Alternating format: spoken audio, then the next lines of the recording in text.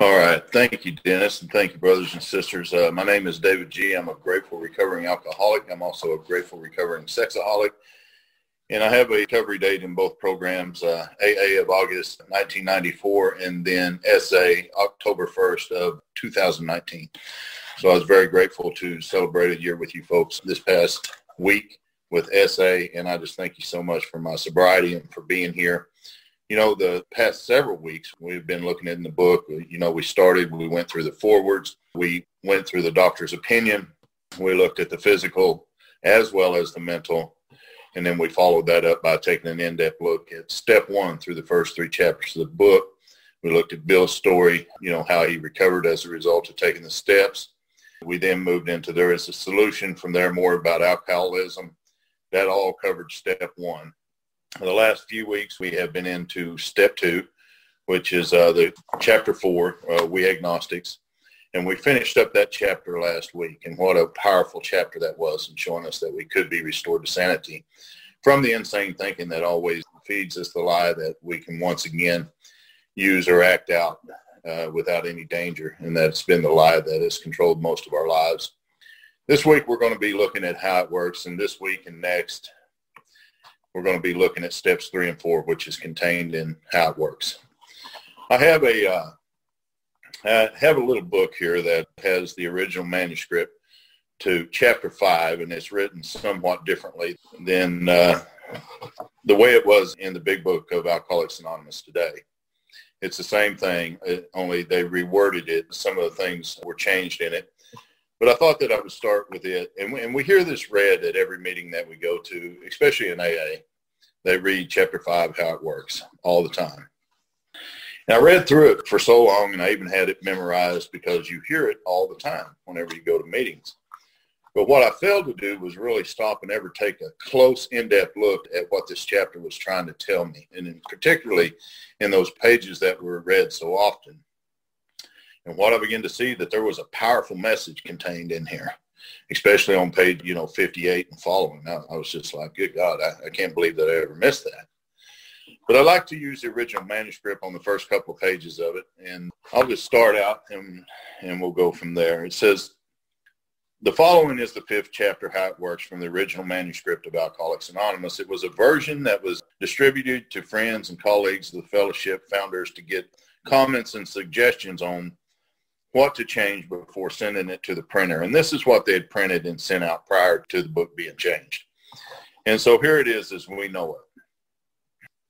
Rarely have we seen a person fail who has thoroughly followed our directions.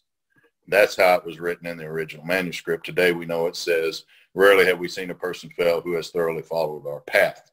In those days, it was directions. They had Bill take that out. Now here's a powerful piece of information here that I never seen before. And it tells me there's 2 kinds of people that are not going to make it in this fellowship. He says there's those who do not recover. And if we don't recover here, there's only one other option. And it's not a very good one. If I don't recover here, I'm going to die, most likely. This is people who cannot or will not completely give themselves to this simple program. So there's 2 types of people there. We know that in Alcoholics Anonymous, those that cannot are usually people who are wet-brained. They're never going to make it back. But there's also people in here that I have met through the years. They say things such as, I cannot make that many meetings a week. I cannot work this certain step. I do not have time for this. I will not confess to another person. I will not make all of the amends. So I've met a lot of people like that. And some of them even stayed sober, but what I did see is that they never did recover. And there's a big difference between recovering and staying sober, and we've talked about that from day one. So that sentence to me today is very important. Those who do not recover are people who cannot or will not completely, and that'd be the key word, give themselves to this simple program. Usually men and women who are constitutionally incapable of being honest with themselves. There are such unfortunates. They are not at fault. They seem to have been born that way. Now, they may not have been born that way, but they seem to be. They're naturally incapable of grasping and developing a manner of living which demands rigorous honesty. But this little book says they are naturally incapable of grasping and developing a way of life, which demands rigorous honesty. Big difference. Their chances are less than average. So really what the book is telling me up to this point, all the work that I have done, all the work from the forward all the way through the first 3 chapters, the chapters We Agnostic, we looked at all the examples laid out that we did in We Agnostics. It still tells me whenever I get to here, if I do not completely have the willingness to give myself to this simple program, then my chances are still less than average at this point. That's a pretty scary statement. There are those too who suffer from grave emotional and mental disorders, but many of them do recover if they have the capacity to be honest. Our stories disclose in a general way what we used to be like, what happened, and what we are like now. And a lot of the meetings that I would go to over the years, people would always say that. That was always, anytime that they stepped to the podium to share their experience, strength, and hope, that's the first thing that they would tell you. I'm here to tell you tonight what it was like, what happened, and what it's like now. But after studying the book and being around for a little while, I look at that somewhat differently now. Us as sexaholics, us as alcoholics, we know what it used to be like while we were out there. I don't need to come in here and give you a 25 or 30-minute share on what it used to be like. I'm pretty sure you have a good idea of that. What I like to do today is I like to take a look at what it was like when I got here. When I got to this fellowship, what was I like? Where was I at? What happened to me as a result of sitting around here, just going to meetings and not working the program? What happened that made me reach for that bottom and say, I'm willing to go to any lengths to do this after I'd been here for a little while? And then what am I like now as a result of doing this work and working the steps as outlined in the big book of Alcoholics Anonymous? What am I like now? He says, if you've decided you want what you have and are willing to go to any length to get it. I went to a meeting one time and they spent the whole hour for the next 2 days talking about what it was. If you want what we have and you're willing to go to any lengths to get it, well, what is it? And they would go in, well, it is a spiritual experience as a result. And I don't know about you, but when I got here, the last thing on my mind was a spiritual experience as a result of these steps. I didn't really care about that. They said, well, you know, it is sobriety, it's serenity. And I mean, this went on for 2 days. But after being here for a little while and studying the book, there's really only 2 things that I'm after here, that I want to get it. One is freedom from the bondage of self, obviously. And the other is victory over lust, victory over alcohol. That's what I'm here to get. So if I've decided I want what you have, and I am willing to go to any length to get that. And we talked about this in an earlier chat today. One of the first things that I talk about with the guys that I sponsor, and the same thing that was talked to me, are you willing to go to any lengths to do this? And if not, then that's okay. It doesn't mean that we're bad people. It just means that we're not willing. And it's better off to be found out beforehand than after. But it says, if you're willing to go to any lengths to get it, this little book says, then you're ready to follow directions. Big difference in what was written in our regular books. It says here, at some of these, you may balk. They made him take that out as well. You may think you can find an easier, softer way. This little book says, we doubt if you can. With all the earnestness at our command, we beg of you to be fearless and thorough from the very start. And I believe that's the day that we walk through the door. Some of us have tried to hold on to our old ideas, and we took a look at what our old ideas was in chapter 4 over the last few weeks. And it says the result was nil until we let go absolutely. It says, remember that you are dealing with alcohol. I also need to remember I'm dealing with lust. Cunning, baffling, powerful, without help. It is too much for us. But there is one who has all power. That one is God. May you find him now, this little book says. Half measures avail you nothing. You stand at the turning point. Throw yourself under his protection and care with complete abandon. And this little book says it in this way. Now we think you can take it. Here are the steps we took, which are suggested as a program of recovery. So a lot of times I would hear that whenever I would come in. You know, a lot of people would say, you know, well, I've come in and out of the program for years and years. Now, I've been around for a little while, and I've met a lot of people that have come in and out of the fellowship, but I have never met anybody that come in and out of the program for years and years. Once we do this work, as outlined in this book, which is the program, most of us recover. So I would also hear things like, well, the steps are part of the program. If you read that sentence real carefully, it tells you the steps are the program. Here are the steps we took, which are suggested in this little book, says, as your program of recovery. 1, we admitted we were powerless over alcohol, that our lives had become unmanageable. Remember, as we went through these directions, we seen that we were powerless for 2 reasons, not 1. Once I stop lusting, I can't stay stopped. And once I start, I absolutely cannot stop. I'm trapped both ways. My life is unmanageable because of a big hole, a void on the inside of me. We looked at that pretty in depth. In step 2, we came to believe that a power greater than ourselves could restore us to sanity. Not any power, but that a power greater than ourselves could restore us to sanity. We seen if we were powerless in step 1, then obviously our answer had to be power in step 2. We saw if insanity was driving us to act out over and over with lust, alcohol, drugs, whatever it is, we saw that sanity was the answer. So we seen that step 2 is the answer to the whole program. The other 10 steps keep us in that solution. And if we're not in the solution, we're in the problem, and we're acting out over and over and over. It made it very clear to us through those readings. In step 3, we're going to make a decision to turn our will and our lives over to the care of God as we understood him. We're going to look at our will as being our thoughts. We're going to look at our lives as being our actions. And we're going to make a decision to turn the way we think and the way we act. We're not going to give that to God. We're going to turn it over to the care and direction of God, this little book says. So the care of, it would be if you brought someone, a loved one to me, a child, a loved one to take care of, you would expect me to do that to the best of my ability until you were able to come back and do that. We will see up around page 85 or 86 where our willpower is restored. The book says it is the proper use of the will as it's aligned with God's will. So step 11 will become an amplified version of step 3.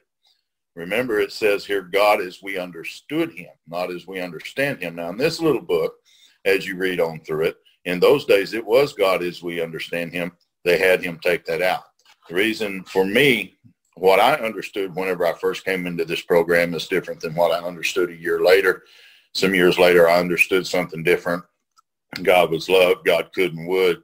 I understood more and more as time has went on through the years. Well, I will never understand God, but God as I understood him made perfect sense to me. This little book says 4, we make a searching and fearless moral inventory of ourselves.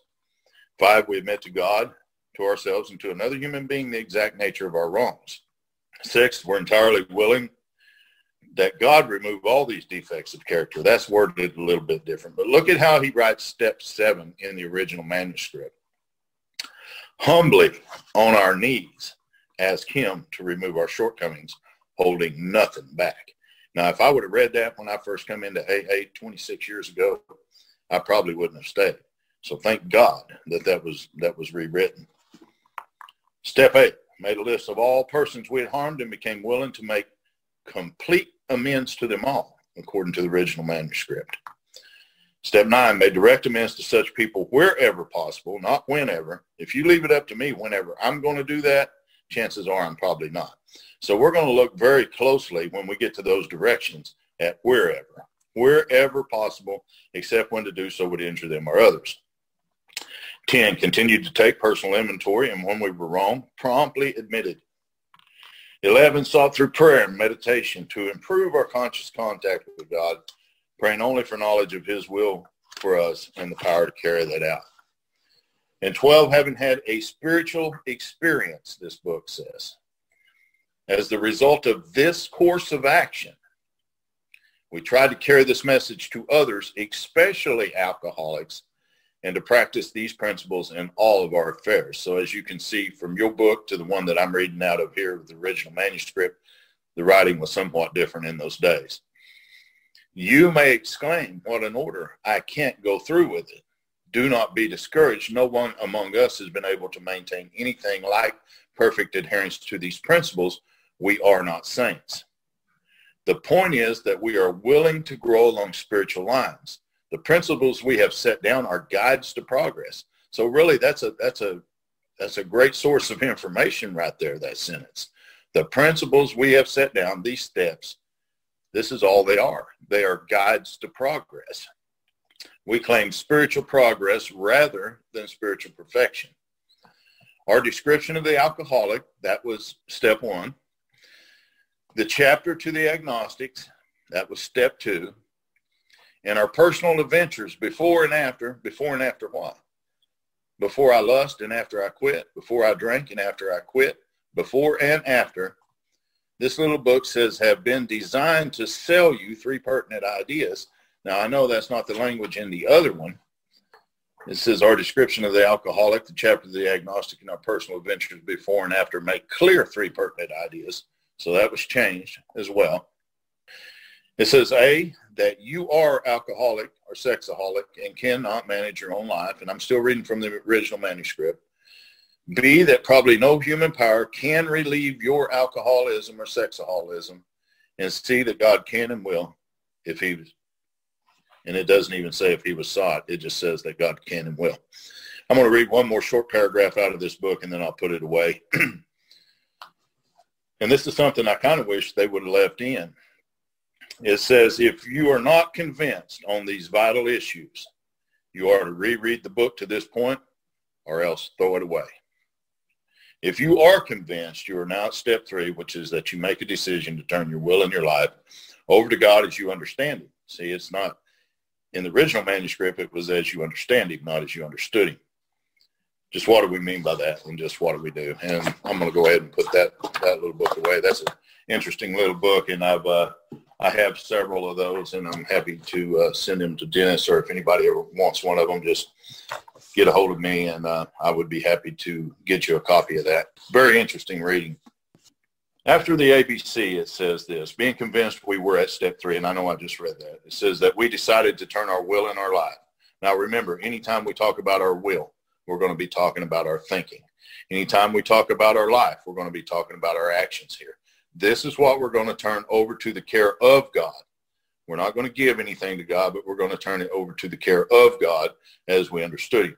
Now, I had a son that drowned when he was 6 years old. If I brought him to you to take care of, I would have expected you to take care of him as best you could until I was able to come back and get him. That's the same thing I'm going to do with my will and my life, my thoughts and my actions whenever it comes to God in step 3. So the first requirement is that we be convinced that any life run on self-will can hardly be a success. Now, if I'm not convinced of that, the chances are that I don't really need to move on any further in this book. If I believe that there's any way that my life can be a success left on my own power, then I need to try that, is what my sponsor told me.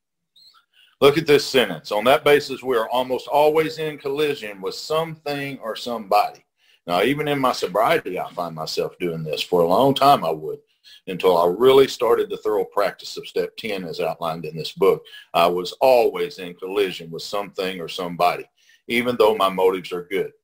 These next couple of pages are going to paint the picture of a man that lives on the inside of us, and we're going to pay close attention to this man as we move through these inventories. There's 3 of them laid out. There's resentments, there's fears, and there's sexual conduct. We want to keep a good eye on this guy that lives on the inside of us when we get to sexual conduct. I never seen him there before until I went through this work the last time. My gosh, he's all over that. No wonder he is very deceiving. Let's take a look at him. Most people try to live by self-propulsion. I don't know about you, but I know about me, and I definitely try to live that way. Doesn't really work out too well, but I try. Each person is like an actor who wants to run the whole show. Not just me, but everybody else as well. He's forever trying to arrange the lights, the ballet, the scenery, and the rest of the players in his own way. I want the lights to shine for me. I want the people to dance for me. I want the scenery, and I want the rest of the players to behave in a certain way for me. Now, consciously, I'm not walking around thinking about this all day long and acting on it, but this is showing up in my character over and over and over, and everybody else can see it except me. The book says, if his arrangements would only stay put, if people would only do as I wished, the show would be great. My sponsor told me that may be the case. but then you would have to live with the monster you created. And somehow I feel that's happened to me in my lust addiction for a long, long time.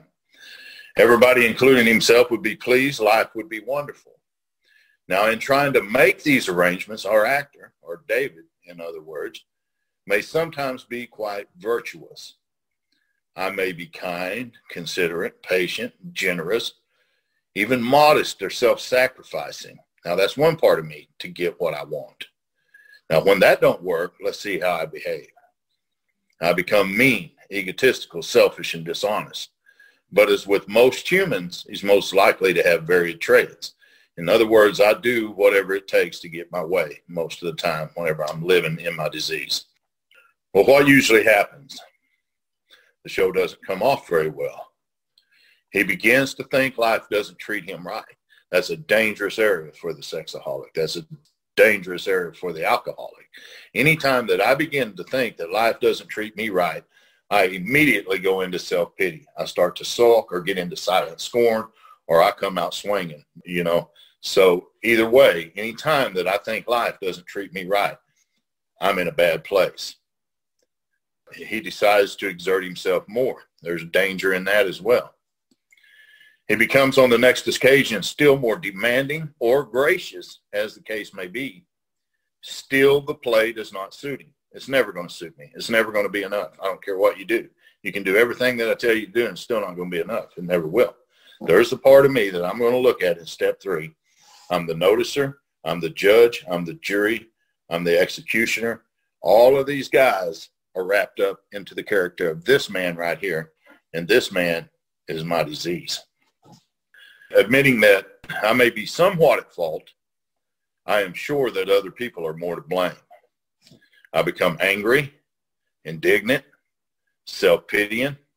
Man, I'm setting myself up for relapse every time I find myself here. What is his basic trouble? Am I really not a self-seeker even when trying to be kind? Now, I can be kind to my wife. I can be loving, but there's things that I want. And if that doesn't turn out the way that I think it should, then I become very hateful, very mean. And I'm sure many can identify with that. One of the few times that the big book is going to talk about you and I being a victim is in this sentence here. Is he not a victim of the delusion that I can rest or I can squeeze some kind of satisfaction and happiness out of this world if only I manage well? Is it not evident to all the rest of the players, my wife, the people in the fellowship, everybody, that these are the things that I want? And do not my actions, there's one of the things we're going to be turning over, our life. And do not my actions, my life, make each one of them wish to retaliate. Now, snatching all that they can get out of the show, am I not, even in my best moments, a producer of confusion rather than harmony?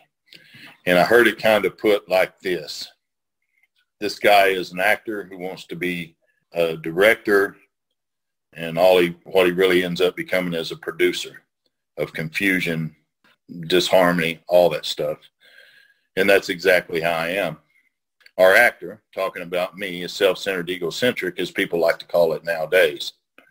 He is like the retired businessman who lulls in the Florida sunshine in the winter, complaining of the sad state of the nation. And I kind of do that as well. You know, life can be going pretty good for me, and I can sit around and complain about other people and how this could be better and that should be better and all of this, you know. Well, that's easy for me to say whenever I'm out there laying around in the sunshine. But when I'm out there walking that path with you, it's another story. The minister who sighs over the sins of the 20th century, politicians and reformer who are sure all would be utopia if only the rest of the world would behave. And I kind of feel that way at times too. If the rest of the world would only behave the way I think they ought to, I think things would turn out pretty great in life. I don't have that kind of power. That's egotistical and self-centered. The outlaw safecracker who thinks society has wronged him. But what has he done to society? And the alcoholic who has lost all and is locked up. Whatever our protestations, are not most of us concerned with ourselves, our resentments, our self-pity. So here is what they told me is wrong with you. They said, here's what's wrong with you, David. It's not alcohol. It's not drugs. It's not lust, and it's not acting out, and it's not any of those things. They're all a manifestation of this.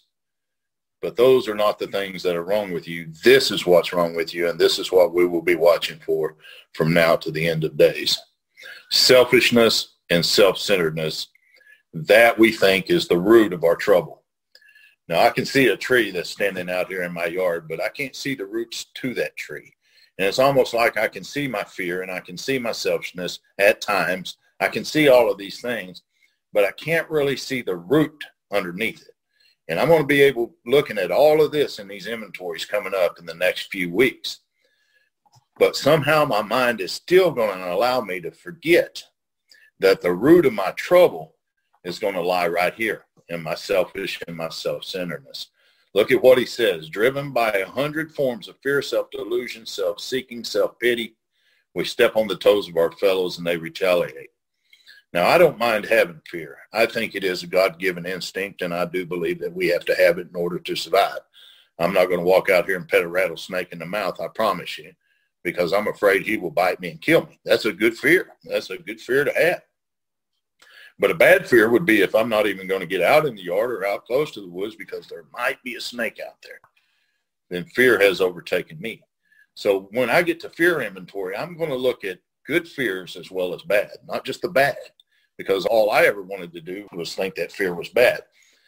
And also the reason that I can't ever overcome it is because look what the book says, it's driven by 100 forms. Well, that's quite a sentence there too, the way he has it outlined here. Fear comes at me in 100 forms. That's why once I get over one, another one shows up to take its place, and another and another and another. It's 100 forms. Same way with self-delusion, self-seeking, and self-pity.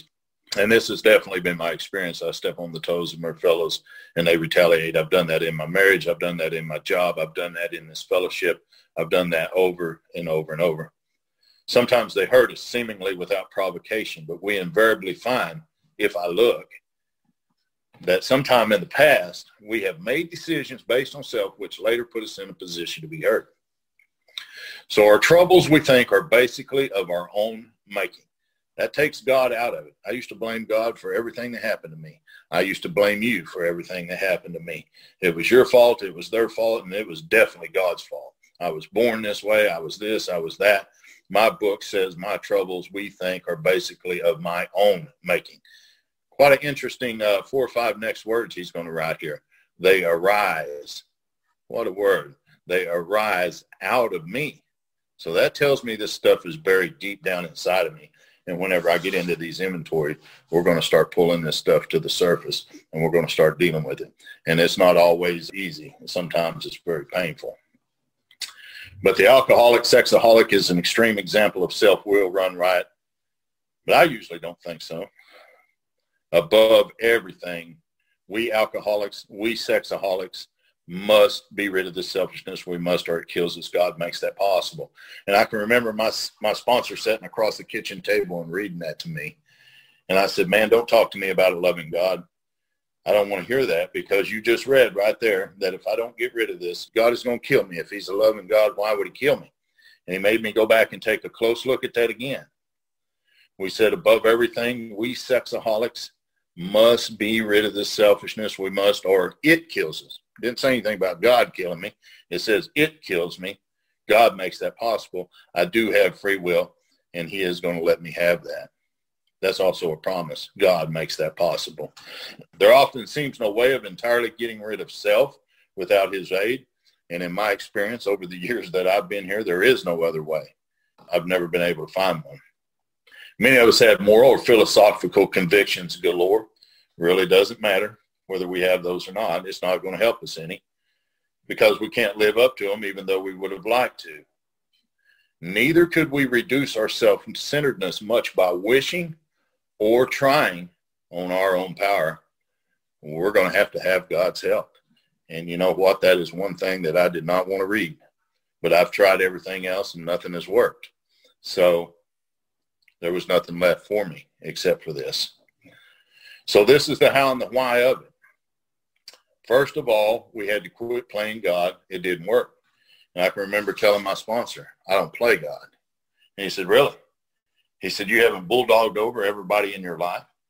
You don't tell people what to do and expect them to go do it real quick. You don't try to run the show everywhere you go, not only in your life, but other people's lives as well. I do. That's playing God, and it has to stop. The book says it didn't work. It's not that I don't like playing God, because I do, honestly. So does everybody else. But it don't work. And if it don't work, then there's no point in me doing that. I've finally seen that. Next, we decided that hereafter in this drama of life, and I think many of us can relate to the drama of life, God was going to be the director. Now, he's going to give us some conceptions here that we can use. And there's about 2 or 3 of them here. He's going to be our director. There's one. He is the principal. There's another one.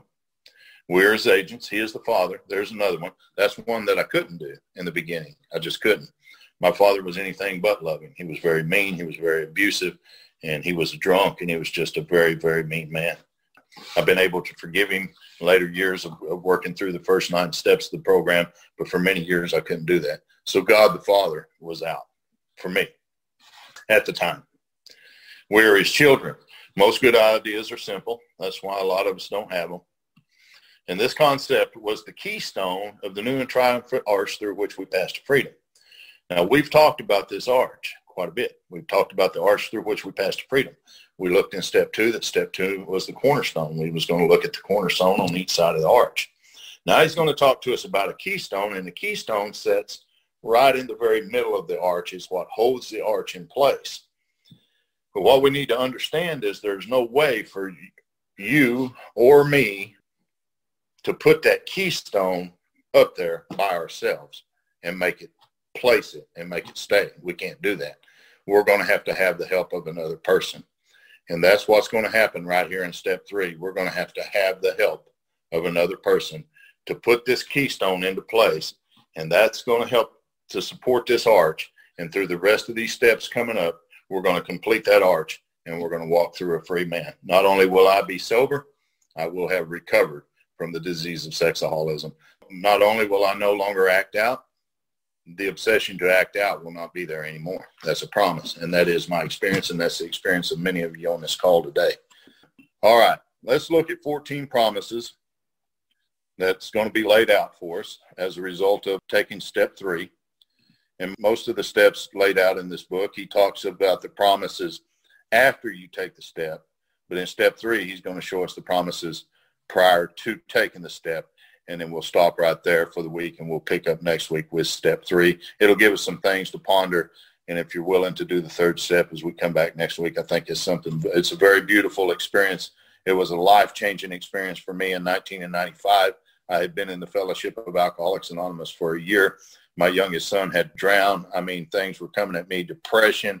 I mean, I was to the point that I was wanting to stick a pistol to my head and pull the trigger. Honestly, I did. I thought, my God, if this is what sobriety is all about, I don't want it anymore. I'm as miserable as I'd ever been in my life. Now, I had attempted to take this step with a lot of people. I'd sit in circles with people, and it just made me absolutely sick to hear them say this prayer. And then they kind of floated off into freedom, and I just stayed there completely bonded by self. Today, I know why, and we will see it as we move on. But let's take a look at top of page 63 here. And he says this: when we sincerely took such a position, step 3, all sorts of remarkable things followed. First promise right there. We had a new employer. They told me, David, you've been the employee of your life for a long time, and it hasn't worked. You're fired. You need a new employer. Now, being all powerful, if I'm powerless, then powerful is what I need. So him being all powerful, he provides what I needed, not what I wanted, not what I want, but what I need. And there's a condition to that, and here it is. He's going to provide what I need if I will keep close to him, perform his work well, if I will treat my brothers and sisters right, if I'll come to meetings, if I will work with others, if I will reach out my hand in welcome, if I will show you love and compassion and understanding. If I keep close and I perform his work well, he will provide what I need. And what I need is to be sober. I need to be useful. I need to be happy, joyous, and free and content. I need to recover. He's going to provide that. Established on such a footing, we become less and less interested in ourselves. Now, I don't know about you prior to coming here or prior to any type of spiritual experience you may have had, but this was never, ever a reality for me. It was always about me. Never was it less and less about me. It was all about me. But this tells me that established on that footing, I'm going to become less and less interested in me. See, I don't need more God. I just need less David. And once that happens, more God is there automatically. Our little plans and designs, more and more we become interested in seeing what we can contribute to life. I've never wanted to give anything to life. I was always a taker. That guy is going to die in this step. As we felt new power flow in. What about that one? Anybody looking for that in their life today? I guarantee you I was and still am. I still want new power all the time. New power. As we enjoyed peace of mind. How about that one? Man, I've been miserable in sobriety whenever I don't work these steps or do this or think that I've got a better way. My way does not work. This way does, and I'm going to take it. As I discovered that I could face life successfully. What a beautiful promise right there. I've always been unsuccessful in anything that I've ever done. My disease is so demanding. It wants everything. It don't want a little bit of me. It wants all of me. It wants me away from my family. It wants to take my career away from me. It wants to rob me of every bit of dignity that I have. And it's been pretty successful in doing it. But now it says that I'm going to be able to discover that I can face life successfully without it. Look at this one. As we became conscious of his presence. Wow. Man, that's exactly what I'm after right there. We began to lose our fear of today, tomorrow, the hereafter. We were reborn. And I like to say in this fellowship, today I know I am a twice-born man. And I'm free as a result of that. Thank God. Not that I don't ever have any troubles in my life or any of that. That's crazy. That's not possible. But today I do have the tools to do that. Today I care about my brothers and sisters. Today I love my wife with all my heart. I want our marriage to work more than I've ever wanted anything in my life. I love reaching out my hand to the brother that's suffering and telling him, come on, man, let's jump on board and let's take this walk together. And we're going to take a walk and neither one of us is coming back from it. So, and that's happened over and over and over. As we do this third step next week, we're going to take a look at this prayer very closely. Because come to find out, this prayer wasn't even about me. The whole time that I'd taken the prayer, I'd led others through the prayer. Oh, you're this and you're that, and I'm this and I'm that. No, we're none of that. God's all that. And this prayer is going to show us right here that this prayer is going to be about God and my brothers. And David is just going to be the vessel in that. I'm very grateful to have studied this part of the book with you. I love this part of the book. It changed my life. I told you that I went to that sponsor's house that day, and man, I was more miserable than I'd ever been in my life. And he laid this out to me just the way that we read it right here. And he read a paragraph down below the prayer. He read, the prayer is in the middle of the page. And there were some things that were described there that it was going to ask me to do. And once I seen what I was going to need to do, my self-will kicked in and I said, you know what, I'm not doing that. I appreciate your time and I thank you for all you've done for me, but I'm not doing that. And I'm never going to do that. And I got up and I left. And a week and a half later, I came back. And I said, okay, I'll do the prayer. And he said, why? What changed your mind? And I pointed to my head and I said, this changed my mind. I'm miserable, more miserable now than I've ever been. I'm armed with information and I'm not willing to do any work. That's a bad place for an alcoholic, sexaholic to be. Very reluctantly, I did this prayer with that man that day. And I tell you, my life changed. That was 26 years ago, 25 years ago now. And although lust followed me and chased me and ran me for a long time, and I didn't have any idea of what it was, I can still tell you that I never returned to drugs and alcohol again. My life changed. Things in my life changed. Events in my life changed. And I believe by that understanding that I know today is the best thing that ever happened to me in my life. Whenever I came to Sexaholics Anonymous a little more than a year ago, I didn't come here hoping that God would restore me to sanity. I come here knowing that God would restore me to sanity because of what I had experienced right here in Alcoholics Anonymous. I knew it would work over here. I knew it would. But I knew I was going to have to do the work, and I was going to be the one who would have to get up and walk. I heard it put this way, you know. I used to sit around and say, God's going to take care of this. Don't worry about it. God's got it. Got to work it out. Got to work it out. And a guy cornered me up after a meeting one day, and he said, David, he said, you know, I've read another book. And it talks in there about where God worked for 7 days, and it never mentions anywhere, or 6 days he rested on the seventh, and it never mentioned anywhere where he goes back to work again. He says, whenever you come to Sexaholics Anonymous, there's somebody going to work, but it's not God, buddy. It's you. And it's going to start right here in this step. This will be our first action step of many of the rest to come. And I tell you, it's going to give us the jump we need to work through these inventories and get on up into amends and walk a free man. So that's definitely been my experience. And anything I've said here today that your sponsor has told you something different, your sponsor's right, not me. This is my experience through the big book, and it's worked for a long time. And it's worked for a long time here in Sexaholics Anonymous too. And I'm not changing it up. If anything, I'm growing with it. So anyway, again, I thank you for letting me share today. Thank you, Dennis, for your service. I love you, brother. Thank you all.